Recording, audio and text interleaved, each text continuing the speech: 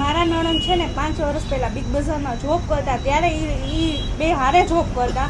મારા નણંદને ફસાવી લીધા તેને અને પ્રેમ પ્રકરણમાં કે હું તારી સાથે લગ્ન કરીશ, હું તને આવી રીતના રાખીશ. પણ અમે 1.5 મહિના પહેલાં અમને ખબર પડી કે એ લોકો મેરેજ કરવાના છે, એટલે અમે મૈત્રી કરાર છે ને એની પાછો ખેંચાવી લીધો. તો એ લોકોએ મારા નણંદને ફસાવવાની કોશિશ કરી. તો મારા નણંદને તે એની સાથે લઈ ગયા. તો અમે એમ કીધું કે તમ તારે તું લઈ જા, પણ અમે છે ને એની ગર્ભાશયની કોથળી કઢવી લઈ. તો કે ગર્ભાશયની કોથળી તમે કઢવી લો તો મારે શું એનું કામ છે? મારે તો એની સાથે છોકરા માટે જ મતલબ છે, બીજો કાંઈ મતલબ નથી મારે એને. તો કે મારે તો એની સાથે મેરેજ કરવા નથી. આરોપીનું શું નામ છે? અફઝલ નામ છે તેનું. હવે તમારા નણંદ ક્યાં છે? અટાણે તે નાગરિક સુરક્ષામાં છે. હવે તમારી માંગ શું છે? અમારે એને જોઈએ જ છે મારા નણંદને, અને આને સજા થવી જોઈએ. આવા નરાધમો મુસલમાન આપણી દીકરીને લઈને એને શું બચ્ચા પેદા કરવા માટે જે લઈ જાય છે આપણી દીકરીઓને.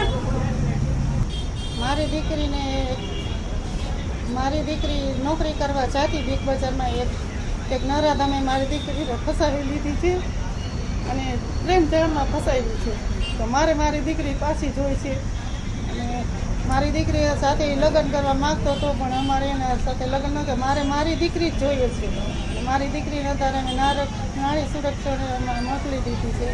અને મારી દીકરીનું આજે આવું બન્યું, કાલે બીજાની દીકરીનું બની શકે. આરોપીનું શું નામ છે? તમારી શું માંગ છે?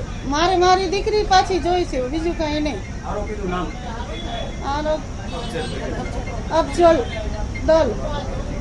અફજલ દલે પ્રેમ જાળમાં ફસાવી છે. મારી દીકરી પાછી જ જોઈ છે.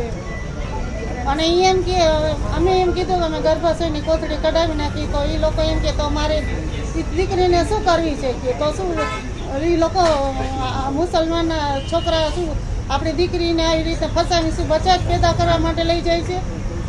મારી દીકરી મારે પાછી જ જોઈ છે, બીજું કાંઈ નહીં. મારી દીકરી જોઈ છે. આજે મારી દીકરી ઉપરથી કાલે બીજાની દીકરી ઉપર થઈ શકે આવું.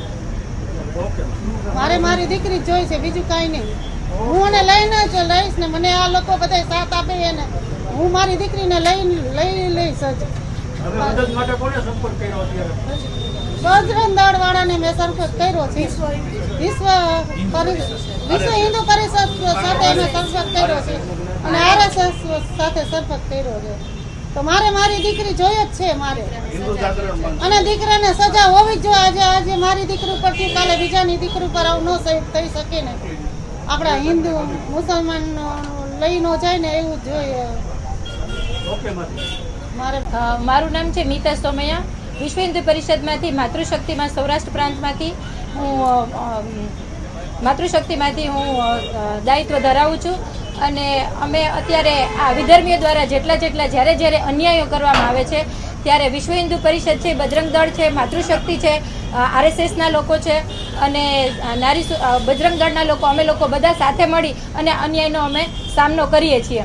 જ્યારે આ વિધર્મીઓ દ્વારા જ્યારે અન્યાય કરવામાં આવે છે ત્યારે અમે ખાલી એટલું જ કહીએ છીએ કે આ વિધર્મીઓ છે એ હિન્દુની દીકરીઓને વારે પોતાની પ્રેમ જાળમાં ફસાવી અને દીકરીઓને પોતાની રીતે અને નવા અને મોટા સપના દેખાડી અને ખાલી માત્ર એને 2-3 વર્ષ સુધી સાચવી અને પછી દીકરા પેદા કરી અને પછી એને ગમે તે જગ્યાએ એ લોકોને વેશ્યાવૃત્તિમાં વેચી નાખે છે.